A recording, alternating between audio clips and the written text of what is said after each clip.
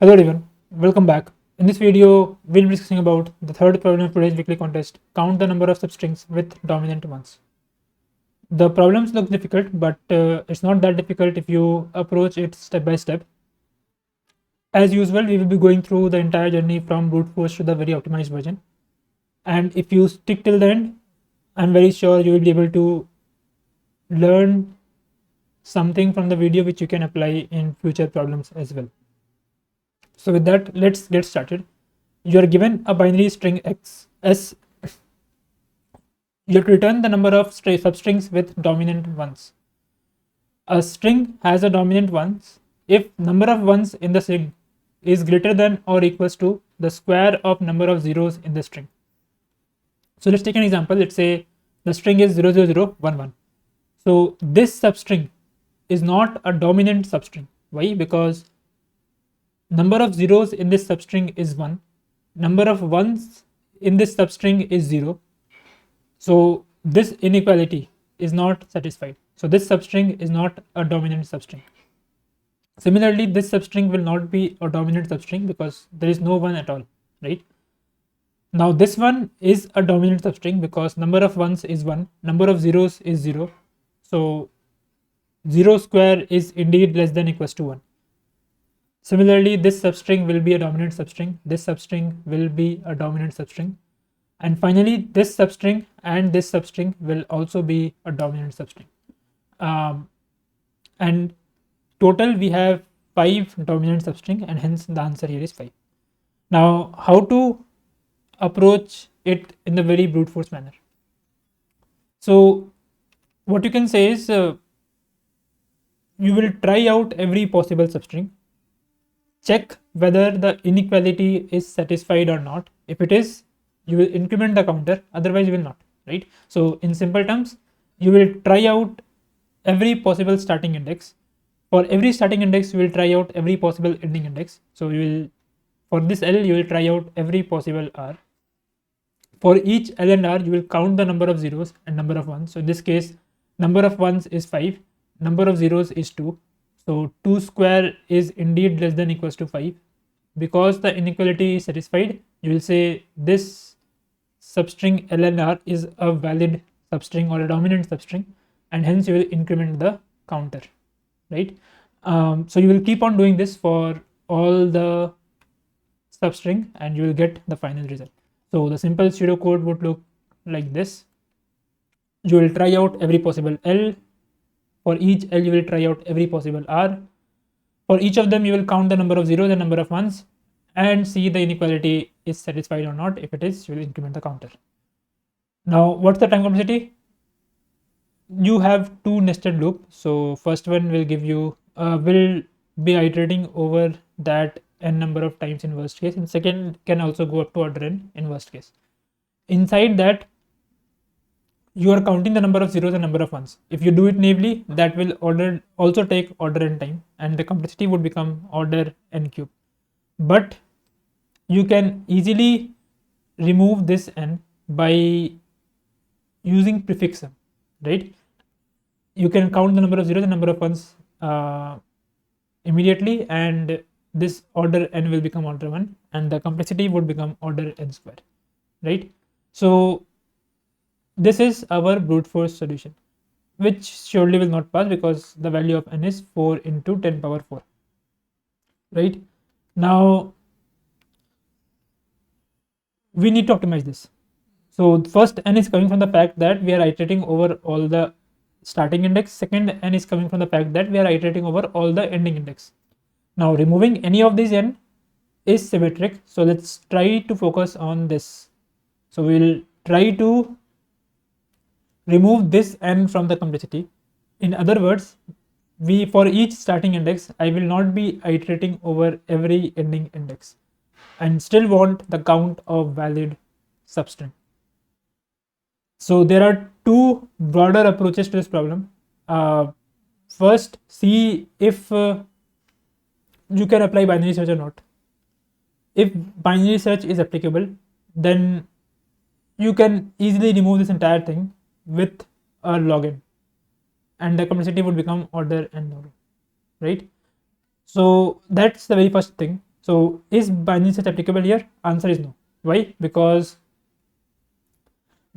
you are not sure, or you can't say that there will be a R before which everything will be a valid substring, or after which everything will be a valid substring. Why? If you plot this entire thing in a graph, this is how it would look like. So this 0 is not a valid substring. So if it is invalid, you will represent it as 0. If it is valid, you will represent it as 1. So if you see, this graph is not increasing or decreasing. So this is not a valid substring. This is a valid substring. So it becomes 1. It remains 1 for a few indexes, and after that it again drops down to 0 because this is not a valid substring, right? In the same fashion, it will again comes up when 6 at 6. So if you see this is a valid substring, so it will again come up and then remain 1 for some time and then again drop. So because this function is not like this or like this, so it's not increasing or decreasing, you can't apply binary search. In other words, there is no R at all which before which everything is valid or after which everything is valid, and hence you can't apply binary search. So because binary search is not applicable, you can't do a binary search to figure out R. Now there are only one possible approach left. The approach is, okay, I can't iterate over all the R, but is there a way that I can iterate over a subset of R and still count the number of valid substrings starting at index L? So that's very first thing. If you can figure out a subset of R which is less than order n, and iterating over that subset will give you the correct answer, then your job is done. If you can't figure out that, then you would actually have to change the complete approach. Instead of trying out every possible starting index for a substring, maybe you will try out what are the unique substrings that we can have, unique length of substring that I can have, and I will iterate over that. So instead of this L and R, you will say I will iterate over the length of substring. So I will iterate over how many good substring of length 1 exist, how many good substring of length 2 exist, how many good substring of length 3 exist, and so on and so forth, right? So either you have to completely change the approach, in which case you will try out different other variations, or you will see if there is a way to iterate over a subset of R. In this case, iterating over a subset of R is possible. How? I would encourage you to pause and think. So the answer is number of zeros, right? So if you think about how many zeros you will have in a valid substring, let's say there is a substring of length n, how many zeros you can have in this n length substring? Root n at max, right? So if you know that the number of zeros is already greater than root n, no matter how far you travel, you will not get a valid substring, right? So in other words, what we are saying is, we know that if we can traverse over root n zeros starting at current index, I will be able to enumerate all valid substrings starting at index L, right? So in other words, for instead of iterating over all the R's, I will simply iterate over zeros. And because number of zeros or number of valid zeros that can exist for any substring is just root n, I will simply iterate over root n number of zeros after L. And because I am iterating over root n number of zeros, this entire thing will become root n iteration, and the complexity would become n root n multiplied by something, right? Now we know that there is a feasibility of iterating over a subset of R. Now the next question is, if I just iterate over this subset, can I still count the number of good substring starting at index L? So would encourage you to pause and think. Next, we're looking at a small dry run to answer that question. So we have enumerated the indexes for zeros already. So 0 is at index 1, 4 and 8. So 1, 4, 8 are there in a separate array. Now, as we discussed, for each starting index, I will, instead of iterating over all the r's, I will simply iterate over all the zeros. Or in other words, root n number of zeros after L, right? So let's start with this. So we started at L, right? And I am not iterating, like my R will start at here. R will not start at here, rather start at here, because that's the first zero I have after this. Now, this is the first zero, right? So before that, there are no zeros at all, right? So number of 0 before this is 0. So how many minimum number of 1 is required? Minimum number of 1 that is required before this index is also 0.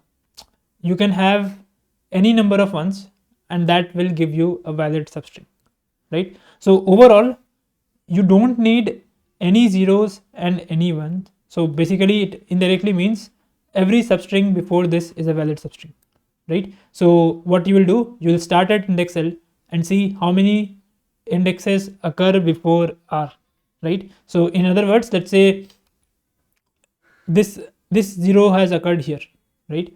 So in this case, this will be your first 0. So what you will say, this is a valid substring, this is a valid substring, this is a valid substring, and this is a valid substring, right? So overall you have 4 valid substring. But for now, this is indeed at here. So there is currently only one valid substring, right? So you will increment your answer by 1. Now you found out how many valid substring exist before this R. So everything before this R is done, right? Now let's iterate over the next 0. So before this 0, how many 1s are there? How many zeros are there? Number of 0 is 1. So how many minimum number of 1 is required? Minimum number of 1 is required is 1 cross 1, which is 1. So you need at least 1 0 and 1 1 to make a substring valid. So what you will say is, okay, if I start at L, I need at least 1 0 and at least 1 1. So in other words, I need 2 indexes for sure to make a string valid, and afterwards everything will be valid, right? So what we are saying now is, this is a valid string, this is a valid string, and this is a valid string, right? So overall we found 3 more valid string here. Now one small thing to observe here is, we have to take this 0 for sure. For example, let's say again a hypothetical example, let's say 0 occurred, let's say last 0 was at here, right? This was the last 0 and this was 1. So in that case, if you start at L, you still need only 2 indexes, right? So you still need only 2 indexes, but you will not have 3 valid substring. Why? Because these 2 indexes should include a 0 and 0 occurred here. So you have to come up till here for sure. Before that you can't make a valid substring. Why? Because if 0 is here, in the previous iteration itself you have counted all the valid substrings before that 0, right? So we'll come to this point, but for now let's forget about this and let's assume that this was the 0. So you computed everything before this, there is 1 substring, and afterwards there are 3 substring. And how you did that? You simply figure out how many minimum length is required to create a valid substring, and based on that you figure out the total number of valid substrings you can have. So in total what you have covered is 0, 0 is a valid substring, right? Similarly, 0 comma 1 is a valid substring for this part. Then you figured out that 0 comma 2 is also a valid substring, and finally the third one is 0 comma 3 is a valid substring. So this one you figured out in the first iteration, this 3 you figured out in the second iteration, right? Now let's move forward. So if I move forward, this will be my next R, and what we have said is we have computed everything before this, right? So now what? How many 0 occur before this, or how many 0 is there before this? Total 2 zeros are there. So how many ones will be required? At least 4 ones will be required. So overall you need a length of 6, a substring of length 6 for sure. So 1 2 3 4 5 6. So this is the minimum substring that you can have, right? Now in this case,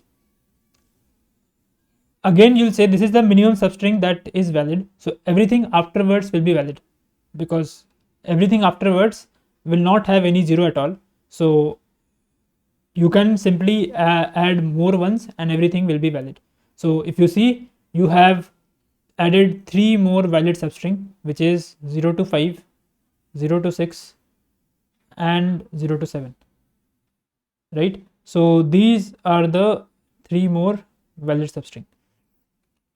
Now finally let's move forward, and the next 0, let's say, is assume that it is at the last index. So everything before that is already non-zero. So before the last 0, everything we have covered already. So overall now you have 3 zeros in total, which in turn means that you needed 9 ones in total. So overall you required 12 indexes, and if you see, you don't have 12 indexes at all, so you will simply break here, and you found out there are 7 valid substrings starting at index L that exist in this array, right? In the same fashion, you will try out every possible L, and for each L you will be iterating over only root n number of zeros, and hence the complexity would simply be root n, right? Now there is one small edge case that we also discussed a while back. Let's revisit that. So let's assume that this is how the array, or rather let's make it this is how the array look like, right? And let's do the entire iteration one last time to make things a bit more clear, right? I would encourage you to pause and try to do it yourself as well, so that you can understand this a bit more better. So we need to start our R. So what is the first R? First R will be this, which means everything before this is 0, like number of 0 before this is 0. So number of 1 that you must need to have is 0, right? In other words, you are saying that every substring starting at this index would be valid. So you are saying 0 comma 0 is a valid substring, you are saying 0 comma 1 is a valid substring, and you are saying 0 comma 2 is also a valid substring. So with the first 0 you got these 3 valid substring, right? Now you will move forward. You will say this is now your second 0. In other words, this is your R, right? Now what? Now you have 1 0 with you. So 1 0, which means that you need at least 1 1 for sure, which in turn means that you need 2 indexes for sure to make a valid substring in first place. Now if you try to count 0 comma 1, 0 comma 2 and 0 comma 3, all the 3 of them, then notice that 0 comma 1 and 0 comma 2 will be overlapping with the previous one. So you have already counted these 2 substrings before, but you are counting them again. So number of substring that you will have is more than the actual ones. So you don't need to count these 2 again.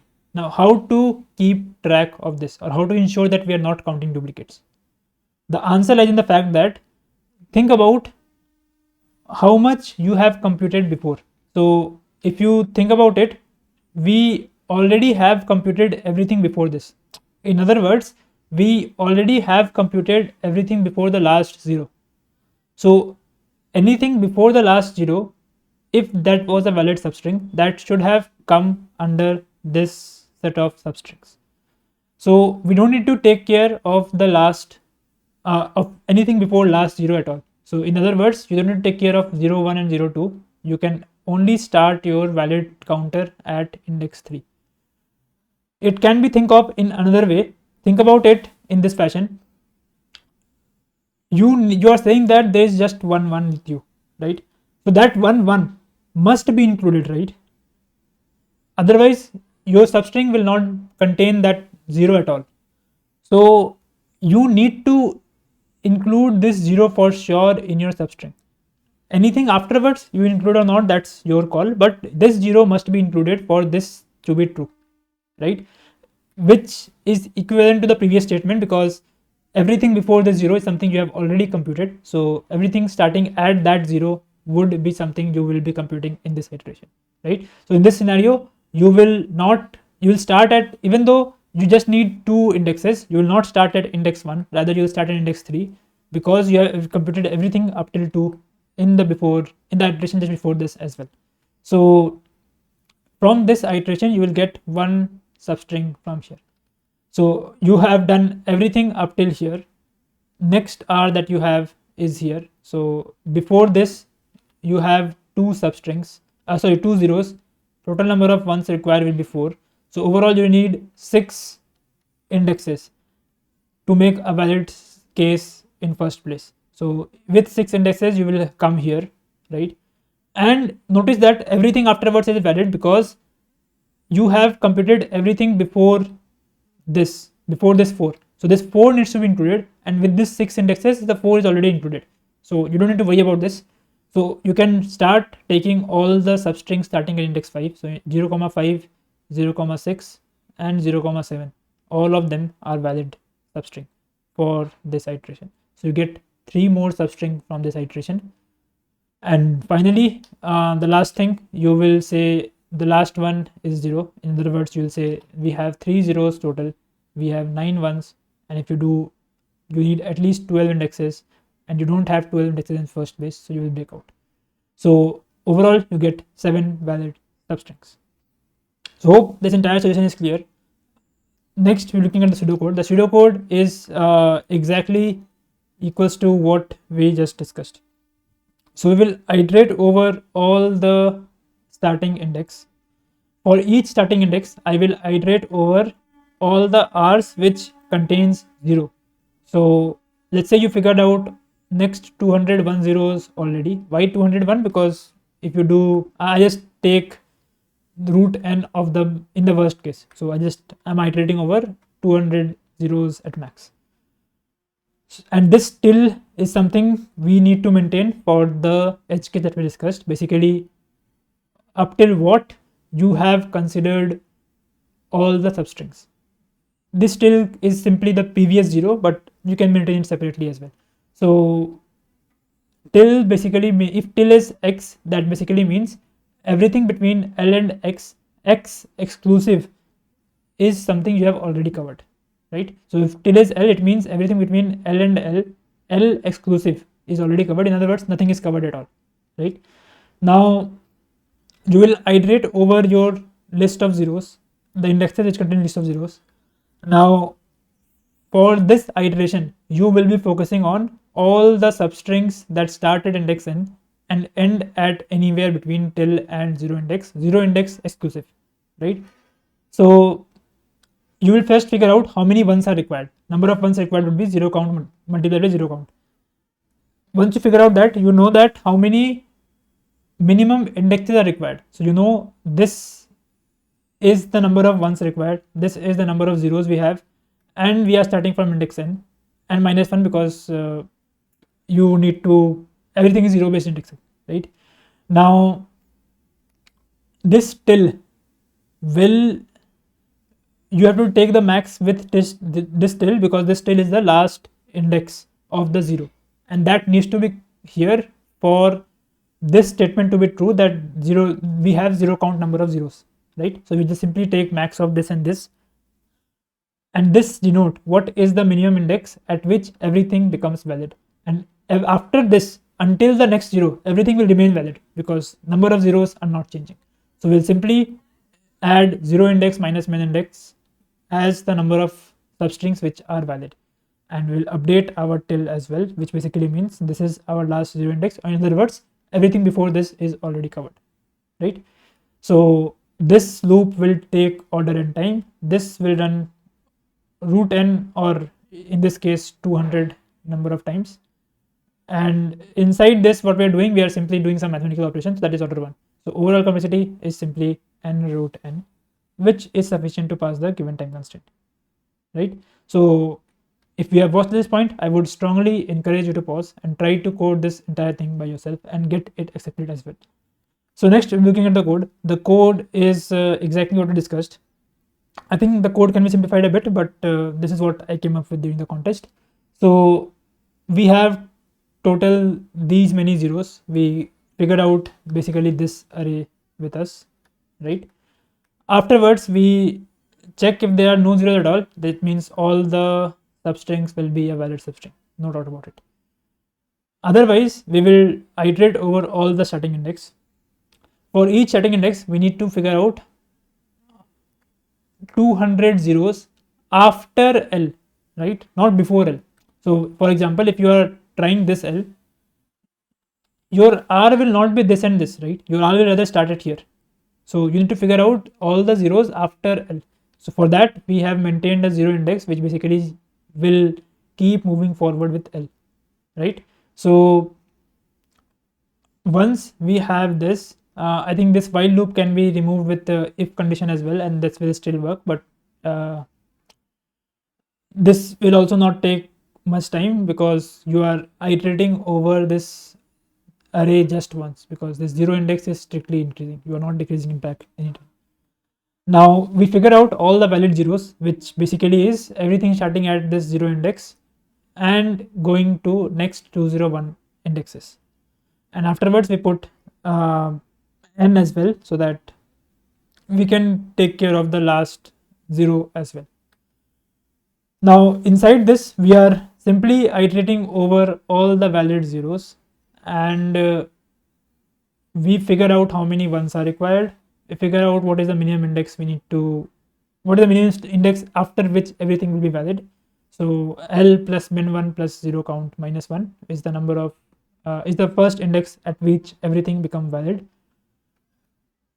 given that the last 0 is already considered. If not considered, you will just simply increment it to into last. After that, you will simply do index minus min index to get the number of valid indexes or valid subarrays after the last index, and afterwards you will simply update your last and 0 count as well, right? So this count will contain the total number of valid subarrays, and you will return that as an answer. So hope this entire solution is clear. If you have any doubts, feel free to post them in the comment section below. I would be happy to answer. If you like the video, give it a thumbs up and do subscribe if you haven't already. I will see you in the next one. Thank you.